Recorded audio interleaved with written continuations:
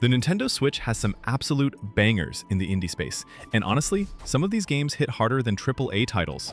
Today we're counting down the top 10 indie games you need on your Switch. Let's get into it. Inkulinati. So picture this. You're a medieval scribe, and your drawings literally come to life on the page, and fight each other. It's a turn-based strategy game where you draw creatures using ink, and they battle it out on actual manuscript pages. Dogs shooting arrows from their butts, rabbits wielding weapons, snails going to war.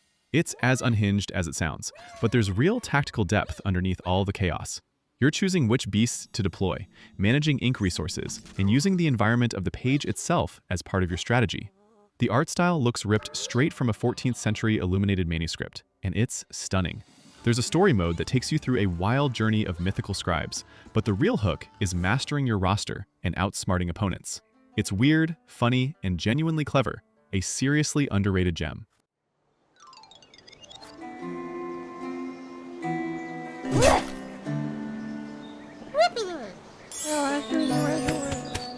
Pizza Tower is controlled chaos in the best possible way.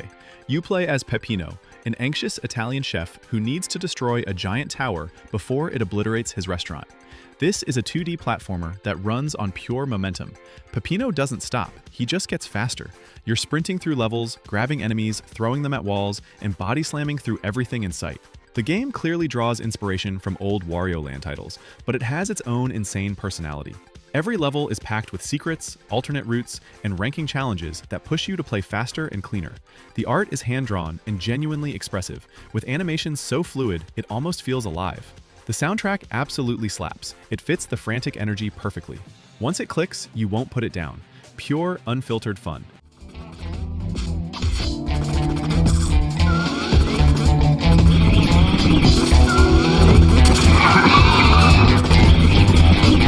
Silksong takes everything Hollow Knight built and goes even harder.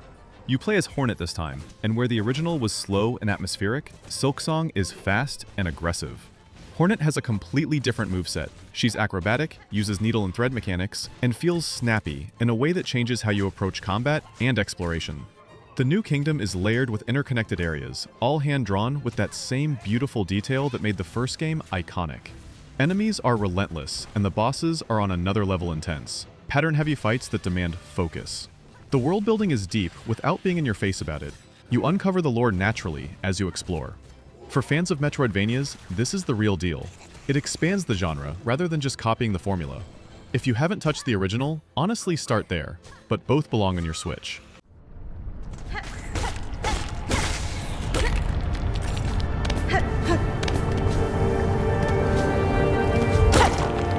SteamWorld Heist II is a turn-based tactics game set in an underwater steampunk world full of steam-powered robots. You're commanding a crew of quirky characters, boarding enemy ships, and taking them apart piece by piece in grid-based combat. The twist is the aiming. There's no lock-on. You manually angle your shots, bounce bullets off walls, and pull off ridiculous trick shots that feel incredibly satisfying. Each crew member has a distinct role and personality, and building your squad around different playstyles adds real strategic variety. Between missions, you're upgrading gear, managing your crew, and exploring the world aboard your submarine. The writing is sharp and funny. The characters have genuine charm. Visually, it's polished and clean with a great sense of atmosphere. It respects your intelligence without being brutally punishing. A rock-solid tactics game that's easy to get into, but has enough depth to keep you hooked for hours.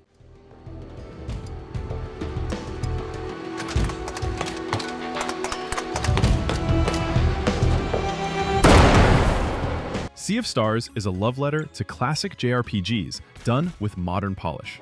It follows two young heroes who harness the power of the sun and moon to perform eclipse magic, and they're on a mission to stop a twisted alchemist. The turn-based combat has a timing mechanic where hitting buttons at the right moment boosts your attacks or reduces incoming damage. It keeps every fight interactive instead of passive menu clicking. Enemy locks are a key mechanic too. Certain attacks need to be broken by using specific skills, adding a puzzle layer to each encounter. The world is gorgeous. Lush pixel art environments with lighting that genuinely impresses. Towns, dungeons, and open areas all feel distinct and alive. The story has heart and pulls from classic JRPG storytelling without feeling outdated. There's a full day-night cycle that changes how areas look and feel. If you grew up on Chrono Trigger or Final Fantasy VI, this one hits different.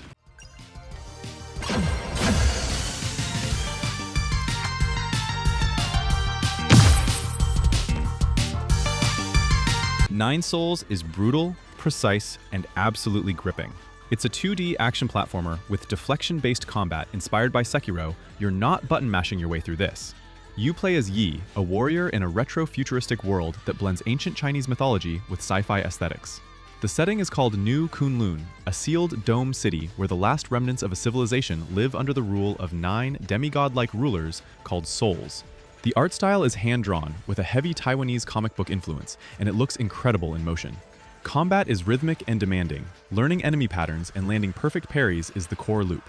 Boss fights are spectacular and genuinely challenging.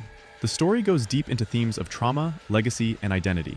It doesn't hold your hand, but when it all comes together, landing that perfect deflect chain and finishing a tough boss, there's nothing like it.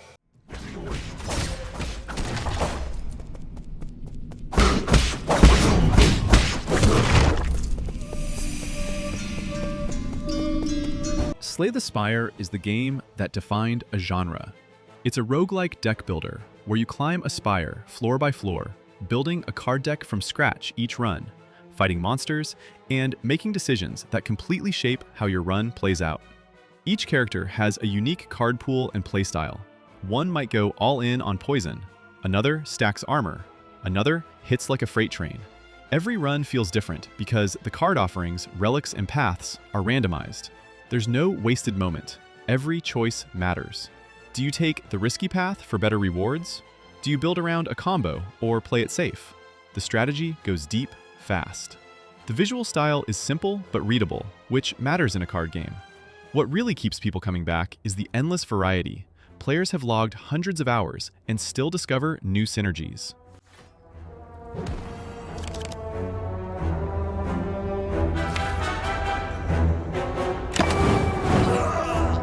TUNIC is a mystery wrapped in an adventure game. You play as a small fox exploring a strange, ancient world filled with ruins, puzzles, and danger. The game gives you almost no instructions on purpose. The in-game manual is written in an indecipherable language you slowly decode. Piecing together the manual, the world's secrets, and the mechanics through observation and experimentation is the entire experience. Combat takes inspiration from Dark Souls, stamina management, enemy patterns, deliberate movement. It's not easy, but it's fair. The world is dense with secrets, hiding in plain sight. Every corner feels intentional. TUNIC trusts you to figure things out, and when you do, when something finally clicks, it genuinely feels like a breakthrough. The isometric art style is clean and beautiful, with a dreamy color palette. There's an emotional core to the story that hits unexpectedly hard.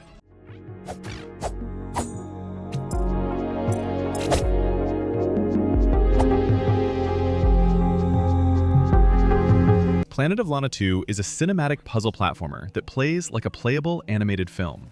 The original had a gorgeous art style and a touching story of a girl and her alien companion traveling across a stunning alien world. The sequel continues that journey with even more visual ambition and expanded mechanics. You're solving environmental puzzles, navigating dangerous terrain, and using the bond between the characters to overcome obstacles. The gameplay is quiet and deliberate. No combat systems, no skill trees, just atmosphere, puzzle solving, and storytelling, told almost entirely through visuals. The world design is painterly and rich with detail. Every screen looks like concept art come to life. It's a short-ish experience, but it's dense with emotion and imagery. For players who want a game that feels like an experience rather than a grind, Planet of Lana II delivers something genuinely unique.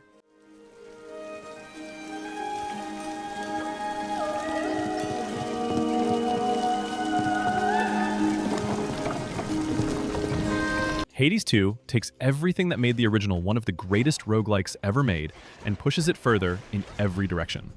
You play as Melinoe, daughter of Hades and sister to Zagreus, fighting through the underworld with a completely different feel and moveset. The combat is faster, the boon system is deeper, and the cast of gods offering their powers has expanded massively. Each run, you're building a different combination of abilities, weapons, and upgrades, chasing synergies that can turn you into an absolute force of destruction. The writing is sharp and character-driven. Every dialogue interaction adds texture to the world and the people in it. The art is stunning, the music is exceptional, and the difficulty scales in a way that always feels challenging but never unfair. What makes it sit at number 1 is how effortlessly it blends replayability with storytelling.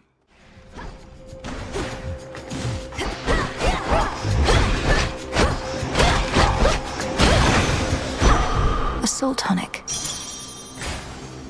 That's the list, 10 indie games that prove the Switch library is something special. Whether you're into action, strategy, or story-driven games, there's something here for you. Drop your favorites in the comments. See you in the next one.